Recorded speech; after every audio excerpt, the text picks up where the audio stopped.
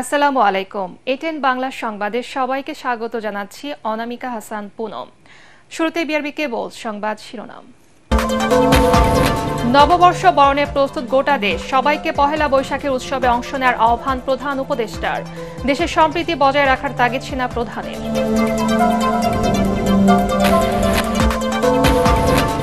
রমনা, বটমূল ও চারুকলায় চলছে বর্ষ বরণের শেষ মুহূর্তের প্রস্তুতি। 18,000 পুলিশ সদস্য মোতায়েন। স্বৈরাচারী মোটিভ পোড়ানোয় দ্রুত গ্রেফতারের আশ্বাস। প্লট জালিয়াতির 3 মামলায় শেখ হাসিনা, শেখ রেহানা, ছেলে ববি এবং 2 মেয়ের বিরুদ্ধে গ্রেফতারি পরোয়ানা জারি। চার্জশিট আমলে নিয়েছে আদালত। মডেল মেঘনার আটকাদেশ চ্যালেঞ্জ করে হাইকোর্টে রিট। গ্রেফতারের প্রক্রিয়া সঠিক ছিল না মন্তব্য আইন উপদেষ্টার। সরিয়ে দেওয়া হলো ডিবি প্রধানকে।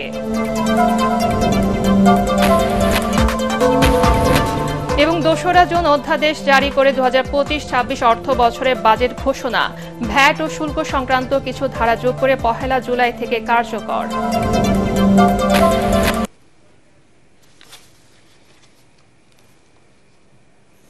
শুনছিলেন বিআরবি কেবল সংবাদ শিরোনাম, এবারে বিস্তারিত।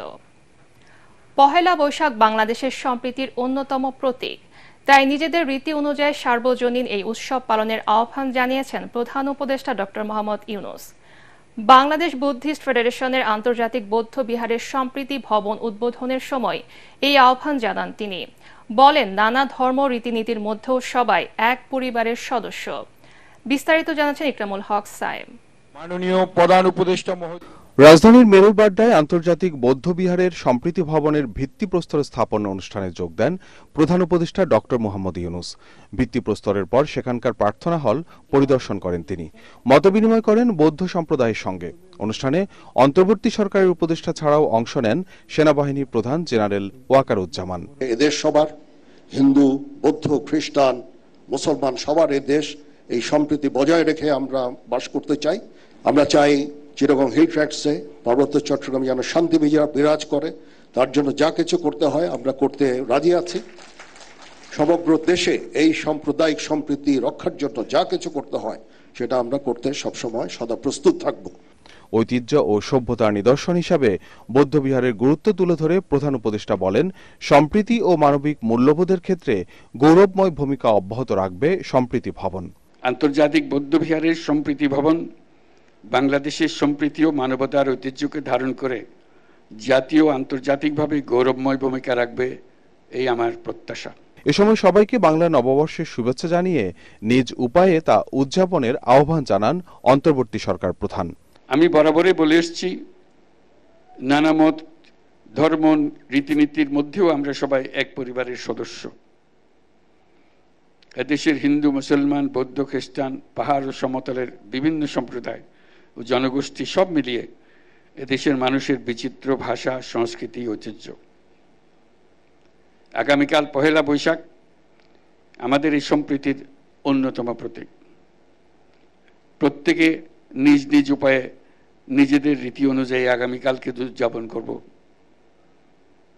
আমরা সবাই সার্বজনীন এই উৎসবে অংশ নেব।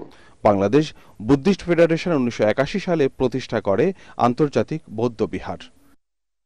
ইকরামুল হক সায়েম, এটিএন বাংলা, ঢাকা। আগামীকাল বাংলা পঞ্জিকায় যোগ হচ্ছে নতুন আরেকটি বছর, 1432। বাংলা নববর্ষ উদযাপনে প্রস্তুত গোটা দেশ। বর্ষবরণের বর্ণাঢ্য আয়োজনে কোনো নিরাপত্তা ঝুঁকি নেই বলে দাবি করেছেন ডিএমপি কমিশনার। নিরাপত্তা নিশ্চিতে মোতায়েন থাকছে 18,000 পুলিশ সদস্য। ঢাকা বিশ্ববিদ্যালয়ের চারুকলায় স্বৈরাচারী মোটিভ পোড়ানোর ঘটনায় জড়িতদের আগামীকালের মধ্যে গ্রেফতারের আশ্বাস দিয়েছেন তিনি। এর আগে রমনার বটমূলে ছায়ানটের আয়োজন দেখে র্যাব মহাপরিচালক জানান, আগের যে কোনো বারের তুলনায় এবার নির্বিঘ্নে বৈশাখ উদযাপন করবে দেশবাসী। আদ্দিন সজীবের রিপোর্ট। রমনার বটমূলে বোমা বিস্ফোরণ,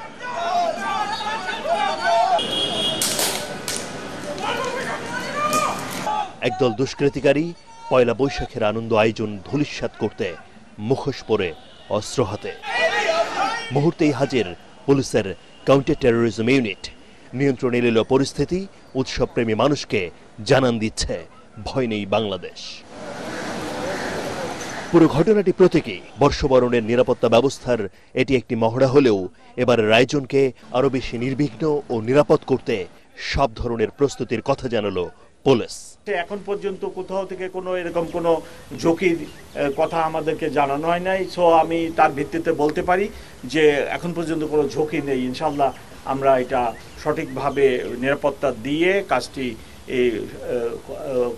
ঢাকা বিশ্ববিদ্যালয়কে সাহায্য করব। রমনার বটমূলে ছায়ানটের বর্ষবরণের প্রস্তুতি এবং নিরাপত্তা পরিস্থিতি দেখে র্যাব মহাপরিচালক জানালেন, আগের যে কোনো বারের তুলনায় এবার পয়লা বৈশাখের উৎসব নিশ্চিন্তে উদযাপন করবে দেশের মানুষ। ভিতরে ফুড পেট্রোল থাকবে, সাদা পোশাকে আমাদের নজরদারি থাকবে, রাস্তায় আমাদের মোটরসাইকেল টহল, গাড়ির টহল থাকবে। আমাদের আপনার এই এলাকাটি, এই ভেন্যুটিকে আমরা সুইপিং করব। অলরেডি সুইপিং শুরু হয়েছে, একবার করেছি এবং চূড়ান্তভাবে অনুষ্ঠান শুরুর আগে চূড়ান্তভাবে করা হবে। সেই সঙ্গে ঢাকা বিশ্ববিদ্যালয়ের চারুকলায় আনন্দ শোভাযাত্রার স্বৈরাচারী মোটিভে আগুনের ঘটনায় জড়িতদের বিরুদ্ধে দ্রুত ব্যবস্থা নেওয়ার আশ্বাস পুলিশ ও র্যাবের।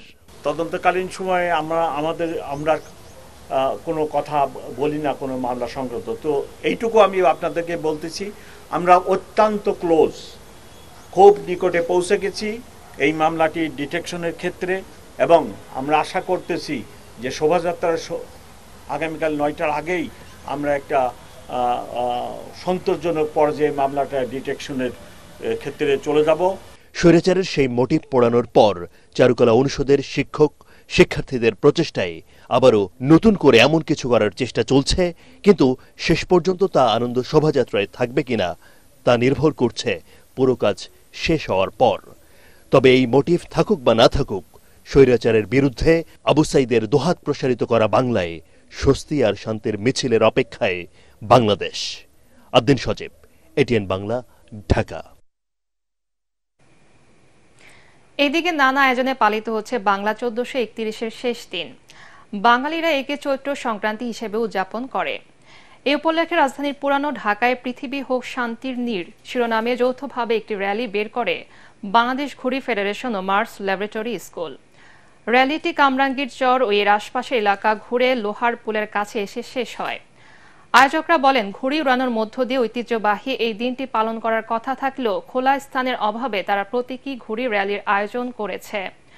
এ সময় রাজধানীর মাঠ ও খোলা স্থানগুলো সংরক্ষণের পাশাপাশি বুড়িগঙ্গা নদী রক্ষার দাবি জানান তারা।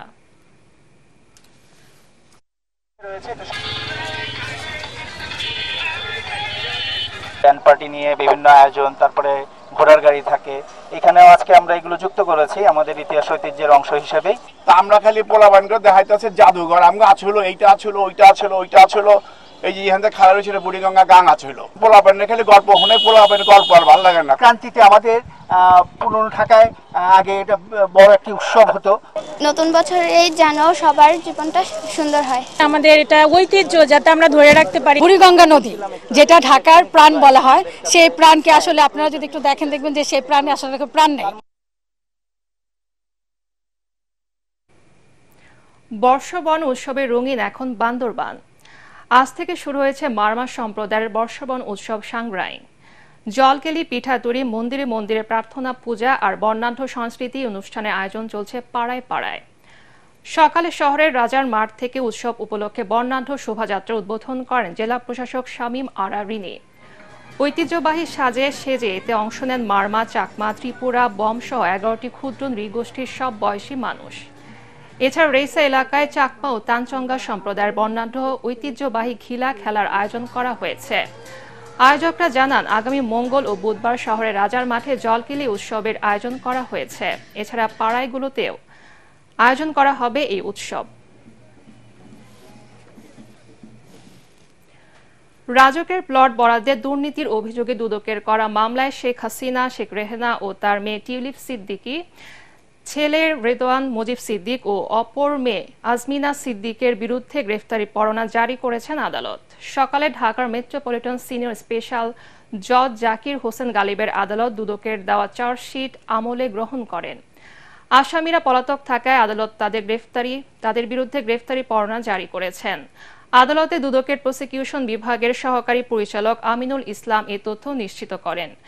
এর আগে গত বৃহস্পতিবার সাবেক প্রধানমন্ত্রী শেখ হাসিনা তার মেয়ে সাইমা ওয়াজেদ পুতুল সহ 18 জনের বিরুদ্ধে গ্রেফতারি পরোয়ানা জারি করেন আদালত। পূর্বাচলে 60 কাঠা প্লট বরাদ্দ নেওয়ার প্রমাণ পাওয়ায় ক্ষমতাচ্যুত সাবেক প্রধানমন্ত্রী শেখ হাসিনা ও তার বোন শেখ রেহনার পরিবারের সদস্য সাবেক প্রতিমন্ত্রী শরীফ আহমেদ, প্রধানমন্ত্রীর সাবেক একান্ত সচিব সালাউদ্দিন এবং জাতীয় গৃহায়ন ও গণপূর্ত মন্ত্রণালয়ের 14 কর্মকর্তার বিরুদ্ধে পৃথক 8টি অভিযোগপত্র বা চার্জশিট দাখিল করে দুদক। বিশেষ ক্ষমতা আইনে অভিনেত্রী ও মিস আর্থ বাংলাদেশ 2020 বিজয়ী মেঘনা আলমের 30 দিনের আটকাদেশের বৈধতা চ্যালেঞ্জ করে হাইকোর্টে রিট করা হয়েছে। সকালে উচ্চ আদালতের সংশ্লিষ্ট শাখায় মেঘনা আলমের বাবার পক্ষে ব্যারিস্টার সারা হোসেন এই রিট দায়ের করেন। গত 10 এপ্রিল অভিনেত্রী মেঘনা আলমকে বিশেষ ক্ষমতা আইনে 30 দিনের জন্য কারাগারে রাখার আদেশ দেন আদালত। গোয়েন্দা পুলিশ ডিবির আবেদনের প্রেক্ষিতে ঢাকা মেট্রোপলিটন ম্যাজিস্ট্রেট সেফাতুল্লাহ এই আদেশ দেন। মডেল মেঘনা আলমের গ্রেফতারের প্রক্রিয়া সঠিক হয়নি বলে মন্তব্য করেছেন আইন উপদেষ্টা ডক্টর আসিফ নজরুল। দুপুরে সচিবালয়ের সমসাময়িক বিষয়ে প্রেস ব্রিফিংয়ে তিনি একথা বলেন। মিস আর্থ বাংলাদেশ 2020 বিজয়ী মডেল মেঘনা আলমকে ঢাকায় তার বাসা থেকে পুলিশ আটক করা 2 দিন পর আদালতের মাধ্যমে তাকে কারাগারে পাঠানো হয়েছে। আদালত তার বিরুদ্ধে বিশেষ ক্ষমতা আইনে 30 দিনের আটকাদেশ দিয়েছেন। মডেল মেঘনা আলমের ওনার ব্যাপারে কিছু তদন্ত পুলিশ করছে এবং ওনার বিরুদ্ধে কিছু অভিযোগ আছে, সুনির্দিষ্ট অভিযোগ আছে, কিন্তু ওনাকে যে প্রক্রিয়ায় গ্রেফতার করা হয়েছে স্পেশাল পাওয়ারস অ্যাক্ট সেটা সঠিক হয় নাই। তো ওনার যদি কোনো অপরাধ থাকে সেই অপরাধের প্রেক্ষিতে যথাযথভাবে স্বরাষ্ট্র মন্ত্রণালয় ব্যবস্থা গ্রহণ করবে। শুধু আপনাদের আমি এটুকু বলতে পারি এবং এটুকু আমরা স্বীকার করছি, গ্রেফতারের প্রক্রিয়াটা ঠিক হয় নাই। কিন্তু গ্রেফতারের প্রক্রিয়া ঠিক হয় নাই মানে ওনার বিরুদ্ধে অপরাধের কোনো আপনার আলামত বা অভিযোগ নাই এটা না, সেরকম কিছু আছে। ঢাকা মহানগর পুলিশের গোয়েন্দা বিভাগের প্রধানের পদ থেকে অতিরিক্ত কমিশনার রিজাল করিম মল্লিককে সরিয়ে দেওয়া হয়েছে। দুপুরে ডিএমপি কমিশনার শেখ মোহাম্মদ সাজ্জাদ আলী স্বাক্ষরিত প্রজ্ঞাপনে তথ্য জানানো হয়েছে। মডেল মেঘনা আলমকে গত 7 এপ্রিল ঢাকায় তার বাসা থেকে আটক করে ঢাকা মহানগর পুলিশের গোয়েন্দা পুলিশ। গত 10 এপ্রিল রাতে ঢাকার চিফ মেট্রোপলিটন ম্যাজিস্ট্রেট আদালত তার বিরুদ্ধে 1974 সালের বিশেষ ক্ষমতা আইনে 30 দিনের আটকাদেশ দেন। মেঘলাকে আটকের ঘটনায় সমালোচনার মুখে পড়ে ডিবি। এরপর 11 এপ্রিল দুপুরে ডিএমপি থেকে মেঘলাকে আটকের ঘটনায় ব্যাখ্যা দেওয়া হয়। সেই ব্যাখ্যায় বলা হয়, রাষ্ট্রীয় নিরাপত্তা বিঘ্নিত করা, গুরুত্বপূর্ণ ব্যক্তি সম্পর্কে মিথ্যাচার ছড়ানোর মাধ্যমে আন্তঃরাষ্ট্রীয় সম্পর্ক অবনতির অপচেষ্টা করা এবং দেশকে অর্থনৈতিকভাবে ক্ষতিগ্রস্ত করার ষড়যন্ত্রে লিপ্ত থাকার অভিযোগে মেঘনা আলমকে সকল আইনি প্রক্রিয়া অনুসরণ করে নিরাপত্তা হেফাজতে রাখা হয়েছে। আগামী 2রা জুন অধ্যাদেশ জারির মাধ্যমে 2025-26 অর্থ বছরের বাজেট ঘোষণা করা হবে। বাজেট প্রণয়নের পথরেখায় এই সময় নির্ধারণ করা হয়েছে। অর্থ মন্ত্রণালয়ের কর্মকর্তারা এই তথ্য নিশ্চিত করেছেন। সংসদ না থাকায় আগামী অর্থ বছরের বাজেট অধ্যাদেশ আকারে জারি করা হবে বলে জানান তারা। ওই দিনই অনুষ্ঠিত হবে বাজেট উত্তর সংবাদ সম্মেলন। অধ্যাদেশ জারির দিনই ভ্যাট ও শুল্ক সংক্রান্ত কিছু ধারা কার্যকর হবে, আর বাকি বাজেট কার্যকর হবে 1 জুলাই থেকে। সংসদ না থাকায় এবার বাজেট অধ্যাদেশের উপর কোনো শুনানি হবে না। কর্মকর্তারা জানান, বাজেট অধ্যাদেশের খসড়া প্রধান উপদেষ্টার কাছে পাঠানো হবে 21 মে এবং পরদিন রাষ্ট্রপতির কাছে পাঠানো হবে। সংসদ না থাকায় এবার টেলিভিশনে বাজেট বক্তৃতা পাঠ করবেন অর্থ উপদেষ্টা ডক্টর সালেউদ্দিন আহমেদ। আগামী বাজেটে কর কাঠামোয় বৈষম্য থাকবে না বলে জানিয়েছেন এনবিআর চেয়ারম্যান আব্দুর রহমান খান। রাজধানীর একটি হোটেলে Dhaka chamber of commerce and industries আয়োজিত প্রাক বাজেট আলোচনায় তিনি বলেন, অন্যান্য দেশের সাথে মিলে দেশের কর হার সমন্বয় করা হবে। এ সময় ব্যবসায়ীরা এনবিআর অটোমেশনের পাশাপাশি রাজস্ব জটিলতা নিরসন ও কর হার কমানোর দাবি জানান। তবে এনবিআর চেয়ারম্যান জানান, কর্পোরেট ও ব্যক্তিগত ট্যাক্স অনেক কমানো হয়েছে, নতুন করে তা আর কমানোর সুযোগ নেই। অনুষ্ঠানে বিনিয়োগ বান্ধব কর ব্যবস্থার দাবি জানান বিএনপি নেতা আমির খুসরু মাহমুদ চৌধুরী। এ সময় ব্যবসায়ীদের সরকারকে মিথ্যা তথ্য দেয়া বন্ধ করার আহ্বান জানান এফবিসিসিআই এর সাবেক সভাপতি আব্দুল আওয়াল মিন্টু। আমাদের সেই 1 কোটি 14 লাখ ট্যাক্স পেয়ারের মধ্যে মাত্র 45 লাখের মতো রিটার্ন দেয়। এর মধ্যে 2/3 রিটার্ন দেয় জিরো রিটার্ন, যাদের কোনো ইনকাম, ট্যাক্সেবল ইনকাম নাই। আবার 45 লাখ রিটার্ন দেয়, 80 লাখ রিটার্ন দেয় না। যারা রিটার্ন দেয় না তাদেরকে আমরা ওইভাবে অ্যাডমিনিস্ট্রেট করতে পারি না। এগুলো হলো আমাদের অ্যাডমিনিস্ট্রেটিভ কম্পিটেন্সের ব্যর্থতা। আমরা কিন্তু ইনভেস্টমেন্ট, যে third option is the investment ছাড়া আমরা যত এখানে আলাপ করছি, এই ট্যাক্স জিডিপি গ্রোথের যে কথা বলছি, এটা কোনোটাই কাজে আসবে না। আমরা এমন একটা বাজেট চাই যেটা অর্থনৈতিক কার্যকলাপ বৃদ্ধি করবে। অভ্যুত্থানের পর যে নতুন বাংলাদেশ পেয়েছি, সেখানে গাড়ি বাড়ি বানানোই যেন উন্নয়নের মূল সংজ্ঞা না হয়, বরং প্রকৃতিকে রক্ষা করা হয়, সেই বিষয়ে গুরুত্ব আরোপ করেছেন উপদেষ্টা ফরিদা আক্তার। শিল্পকলা একাডেমিতে চৈত্র সংক্রান্ত ও বৈশাখ উদযাপন অনুষ্ঠানে অংশ নিয়ে তিনি কথা বলেন। দেশে এই প্রথমবারের মতো সরকারিভাবে চৈত্র সংক্রান্তি পালন করা হচ্ছে জানিয়ে উপদেষ্টা বলেন, দেশের সমৃদ্ধতা বুঝতে হলে চৈত্র সংক্রান্তি করতে হবে। এতে গ্রামীণ আবহ ফুটিয়ে তুলে ধরা হয়েছে বলে জানান তিনি।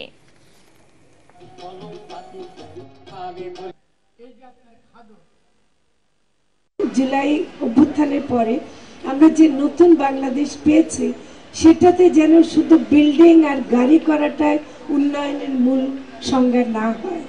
আমরা যেন আমাদের প্রাণ প্রকৃতিকে রক্ষা করতে পারি, আমরা এই দেশের মানুষ সবাই যেন ভালো থাকি। বর্তমান বিচার ব্যবস্থা একটি দ্বৈত প্রশাসনিক কাঠামোর মধ্য দিয়ে চলছে, তাই সুপ্রিম কোর্টের জন্য আলাদা সচিবালয় স্থাপন খুবই জরুরি বলে জানিয়েছেন প্রধান বিচারপতি ডক্টর সৈয়দ রেফাত আহমেদ। সকালে খুলনা জজ কোর্ট প্রাঙ্গণে আদালতে আসা বিচার প্রার্থীদের বিশ্রামাগার ন্যায়কুঞ্জ উদ্বোধন শেষে সাংবাদিকদের প্রশ্নের জবাবে তিনি কথা বলেন। প্রধান বিচারপতি আরও বলেন, বিচার ব্যবস্থাকে স্বচ্ছ ও বিচার প্রার্থীদের অসুবিধা দূর করতে 12 দফা সংস্কার কার্যক্রম চলছে।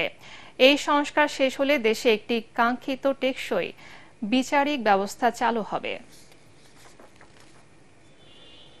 আমাদের এখন সবচেয়ে বড় যেটা দাবি এবং আমরা মনে করি যেটা আমাদের অর্জন হবে খুব শীঘ্রই, সেটা হচ্ছে একটা স্বাধীন সচিবালয় সুপ্রিম কোর্টের জন্য।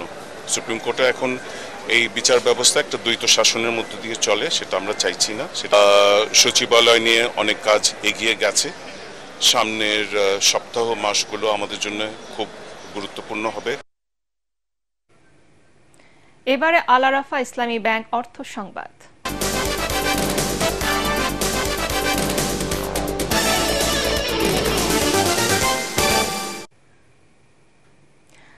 আদ্দিন মেডিকেল কলেজ বিশ্বমান বজায় রেখে চিকিৎসকদের মানবিক করে গড়ে তুলতে প্রচেষ্টা চালিয়ে যাচ্ছে। কেরানীগঞ্জে বসুন্ধরা আদ্দিন মেডিকেল কলেজে এমবিবিএস পরীক্ষায় অনার্স নম্বর প্রাপ্ত কৃতি শিক্ষার্থীদের সংবর্ধনা অনুষ্ঠানে এসব কথা বলেন প্রতিষ্ঠানটির শিক্ষকরা। আদ্দিন ফাউন্ডেশনের 4টি মেডিকেল কলেজই সফলতার স্বাক্ষর রেখে চলেছে বলে জানান তারা। মিজান শাহজাহানের রিপোর্ট। আমাদেরকে সাহায্য করুন। কৃতি শিক্ষার্থীদের সংবর্ধনা জানাতে বসুন্ধরা আদ্দিন মেডিকেল কলেজের এই আয়োজন। এ সময় অনুভূতি ব্যক্ত করতে গিয়ে আবেগ আপ্লুত হয়ে পড়েন সদ্য পাশ করা এসব ডাক্তার। জীবনে একজন ভালো ডক্টর হতে পারি। আদ্দিন হাসপাতাল ও নার্সিং সমূহের মহাপরিচালক অধ্যাপক ডাক্তার নাহিদ ইয়াসমিন কৃতি শিক্ষার্থীদের অভিনন্দন জানিয়ে বলেন, আদ্দিন ফাউন্ডেশনের 4টি মেডিকেল কলেজেই সফলতার স্বাক্ষর রেখে চলেছে। আমরা সবাই কিন্তু একটা আমব্রেলার নিচে, we all are family members. অতএব যারা honours achiever from our 4 medical colleges, সবার প্রতি আমরা কৃতজ্ঞ এবং big congratulation. Ad-din medical college সময়ের গভর্নিং বডির সভাপতি অধ্যাপক ডাক্তার আব্দুস সবুর বলেন, একাডেমিক ও সহশিক্ষা কার্যক্রমের সমন্বয়ে আদর্শ ডাক্তার তৈরির চেষ্টা করছেন তারা। Medical colleges you don't engage only in the academics, you do engage other co-curricular activities together with the extracurricular activities and together with academic achievement. That will make you good doctor. Bashundhara Ad-din medical কলেজের অধ্যক্ষ অধ্যাপক doctor গোলাম রহমান দুলালের সভাপতিত্বে সংবর্ধনা অনুষ্ঠানে বক্তব্য রাখেন আদ্দিন ফাউন্ডেশনের উপদেষ্টা অধ্যাপক doctor Afiqur Rahman. You will take the responsibilities of a family and you will fulfill the dream of your own and the dream of your family and your relatives, even for your country and the universe. মানবিক গুণসম্মত doctor হতে চাই, তাহলেই আমরা এই প্রতিষ্ঠান থেকে সবকিছুই করব এবং ক্রয়ের প্রয়াস চালিয়ে যাব। আদ্দিন ফাউন্ডেশন শুধু ডাক্তার সৃষ্টি করে ক্লান্ত হননি, তারা সবসময় সাধারণ মানুষের পাশে দরকারের স্বাস্থ্য সেবার জন্য সবকিছুই প্রয়াস চালিয়ে যাচ্ছে। পরে কৃতি শিক্ষার্থীদের হাতে সম্মাননা তুলে দেন অতিথিরা। মিজান শাহজাহান, এটিএন বাংলা, ঢাকা। এবার আন্তর্জাতিক সংবাদ।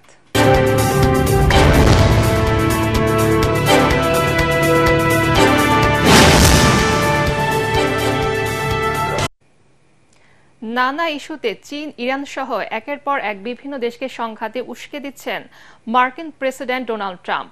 এতে বদলে যাচ্ছে যুক্তরাষ্ট্রের সাথে এসব দেশের সম্পর্কে মেরুকরণ।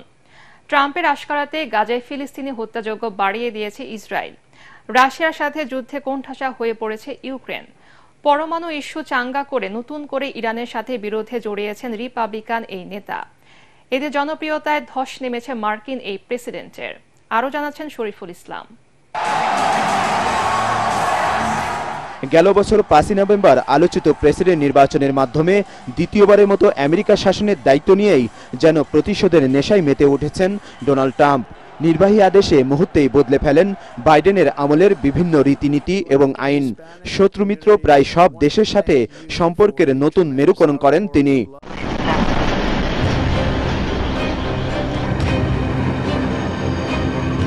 2022 সালে রাশিয়ার বিরুদ্ধে যুদ্ধে বাইডেন প্রশাসন ইউক্রেনকে সব উজাড় করে দিলেও হোয়াইট হাউসে ফিরেই যুক্তরাষ্ট্রের যুদ্ধনীতি বদলে ফেলেন প্রেসিডেন্ট ডোনাল্ড ট্রাম্প। বন্ধু পুতিনের সঙ্গে ঝালাই করেন পুরনো সম্পর্ক। জেলেনস্কিকে নিজের কবজায় এনে ইউক্রেন থেকে জ্বালানি সম্পদ আনতে মরিয়া হয়ে ওঠেন তিনি।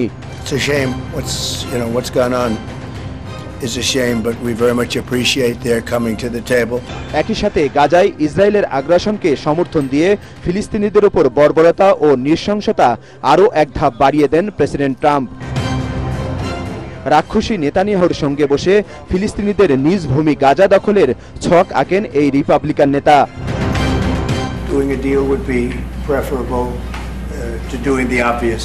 যুক্তরাষ্ট্রকে আরো ধনী করার লোভে চীন সহ প্রায় 100টি দেশের উপর বাড়তি শুল্ক আরোপ করে উস্কে দিয়েছেন গোটা বিশ্বকে।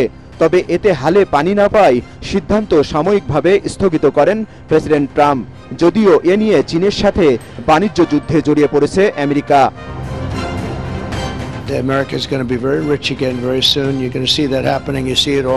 শুল্ক ইস্যুতে প্রতিবেশী দেশ কানাডা, মেক্সিকো এবং ইউরোপের দেশগুলোর সাথে বিরোধ না মিটতেই পরমাণু বিষয়ে ইরানের সাথে স্নায়ু যুদ্ধে নামেন ডোনাল্ড ট্রাম্প। হুমকি দেন আলোচনায় না বসলে ইরানে সামরিক আক্রমণের। এমন বাস্তবতায় ওমানের রাজধানী মাস্কটে ইরানের সঙ্গে পারমাণবিক কর্মসূচি নিয়ে শনিবার যুক্তরাষ্ট্রের সাথে প্রথম বৈঠক ইতিবাচক এবং গঠনমূলক হয়েছে বলে জানিয়েছে দুপক্ষই। প্রথম বৈঠকে আমাদের গঠনমূলক আলোচনা হয়েছে। আমরা কূটনৈতিক শিষ্টাচার মেনেই কথা বলেছি। পরমাণু ইস্যুতে একটি চুক্তিতে পৌঁছাতে আমরা আরো আলোচনা চালিয়ে যেতে একমত হয়েছি। জরিপ বলছে একের পর এক বিভিন্ন দেশের সাথে সংঘাতে জড়িয়ে নিজ দেশ ও যুক্তরাষ্ট্রের বাইরেও জনপ্রিয়তা কমেছে ট্রাম্পের। তবে পরিসংখ্যান বলছে ক্ষমতার বাইরে থেকেও যেমন নিজের নানা কর্মকাণ্ডে আলোচনা সমালোচনার কেন্দ্রবিন্দুতে ছিলেন ডোনাল্ড ট্রাম্প, এবার হোয়াইট হাউসে ফিরেও সেই কাণ্ডই করে চলেছেন মার্কিন এই ধনকুবের। ট্রাম্পের একের পর এক ট্রাম্প কার্ডে যেন টালমাটাল গোটা বিশ্ব। শরীফুল ইসলাম, এটিএন বাংলা। সুদানের দারফুর অঞ্চলে জমজম এবং আবু শোরক শরণার্থী শিবিরে দেশটির আধা সামরিক বাহিনী র্যাপিড সাপোর্ট ফোর্সেস RSF এর হামলায় 20 শিশুসহ শতাধিক মানুষ নিহত হয়েছেন। প্রাণ হারিয়েছেন 9 জন ত্রাণকর্মীও। জাতিসংঘ বলছে শরণার্থী শিবির দুটিতে 7 লাখের বেশি বাস্তুচ্যুত মানুষের বসবাস। এর মাঝে শুক্রবার ও শনিবার 2 দিন এই হামলা চালানো হয়। এতে রিলিফ ইন্টারন্যাশনালের আঞ্চলিক প্রধানসহ 6 চিকিৎসক ও স্বাস্থ্যকর্মী নিহত হয়েছেন। গত মাসে সুদানের সেনাবাহিনীর রাজধানী খার্তুম পুনর্দখল করার পর সাম্প্রতিক সপ্তাহগুলোতে হামলা জোরদার করেছে RSF।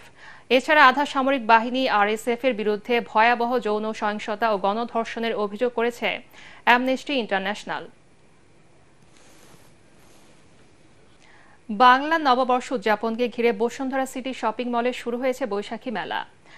রাজধানী পান্থপথে বসুন্ধরা গ্রুপ BCDL এর ডেপুটি ম্যানেজিং ডিরেক্টর অবসরপ্রাপ্ত ক্যাপ্টেন শেখ এহসান রেজা আনুষ্ঠানিকভাবে মেলার উদ্বোধন করেন।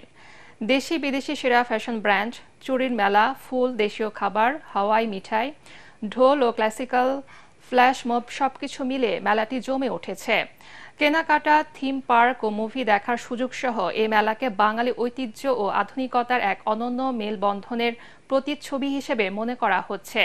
শত বছরের ঐতিহ্যবাহী এই উৎসবকে সকলের মাঝে তুলে ধরার প্রয়াসে বর্ণিল এই বৈশাখী মেলা ও উৎসবের আয়োজক বসুন্ধরা সিটি শপিং মল।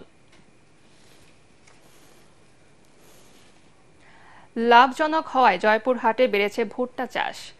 বাজারে চাহিদা ও ভালো দাম পাওয়ায় কৃষকরা ঝুঁকে পড়েছেন এই ফসল চাষে।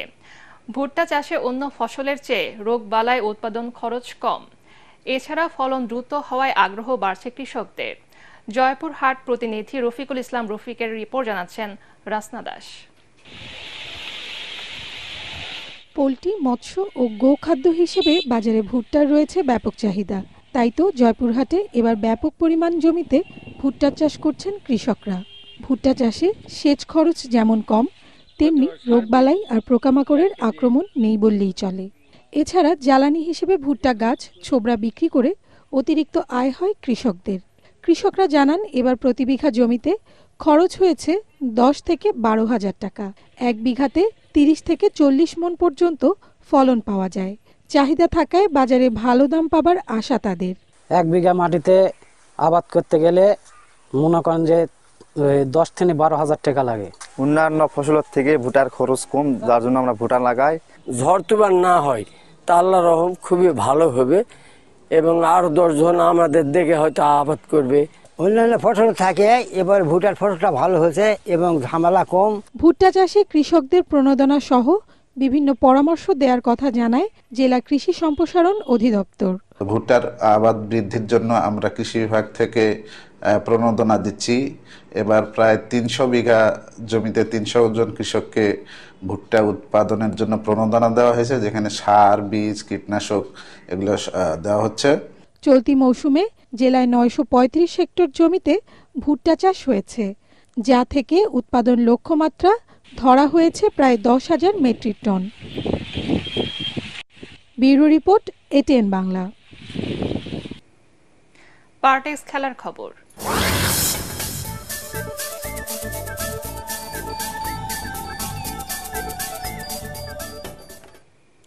লাহোরে নারী ওয়ানডে বিশ্বকাপ বাছাই পর্বে বিকেলে আয়ারল্যান্ডের মুখোমুখি হবে বাংলাদেশ। প্রথম খেলায় থাইল্যান্ডকে উড়িয়ে প্রতিযোগিতায় শুভ সূচনা করে নিগার সুলতানা জ্যোতির দল। সেই ম্যাচে সেঞ্চুরি করেন টাইগ্রেস অধিনায়ক। 5টি করে উইকেট নেন ফাহিমা খাতুন আর জান্নাতুল ফেরদৌস। প্রথম ম্যাচের মতোই পারফরম্যান্সের ধারাবাহিকতা ধরে রাখতে চায় বাংলাদেশ।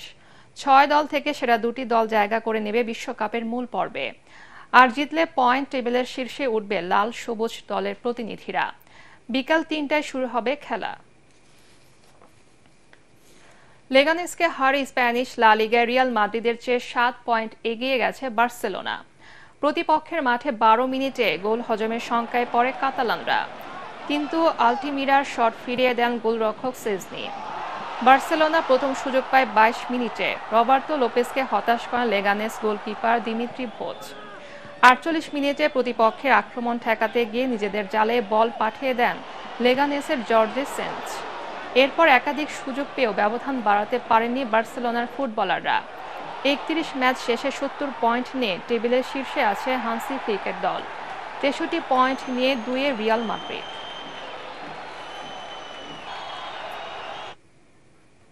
শেষ করার আগে বিআরবি কেবল সংবাদ শিরোনাম আরেকবার। নববর্ষ বরণে প্রস্তুত গোটা দেশ। সবাইকে পহেলা বৈশাখের উৎসবে অংশ নেওয়ার আহ্বান প্রধান উপদেষ্টার। দেশের সম্প্রীতি বজায় রাখার তাগিদ সেনা প্রধানের। রমনা, বটমূল ও চারুকলায় চলছে বর্ষবরণের শেষ মুহূর্তে প্রস্তুতি। 18,000 পুলিশ সদস্য মোতায়েন। স্বৈরাচারী মোটিভ পোড়ানোয় জড়িতদের দ্রুত গ্রেফতারের আশ্বাস। প্লট জালিয়াতির 3 মামলায় শেখ হাসিনা, শেখ রেহানা ও ছেলে ববি এবং 2 মেয়ের বিরুদ্ধে গ্রেফতারি পরোয়ানা জারি। চার্জশিট আমলে নিয়েছে আদালত।